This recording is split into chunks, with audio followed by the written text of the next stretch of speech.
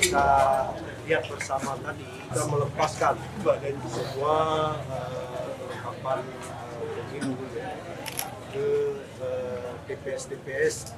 Hari ini mungkin tergabung besok distribusi ke TPS ya di Kota Banda Aceh yang jumlahnya mencapai 618 TPS di Kota Banda Aceh.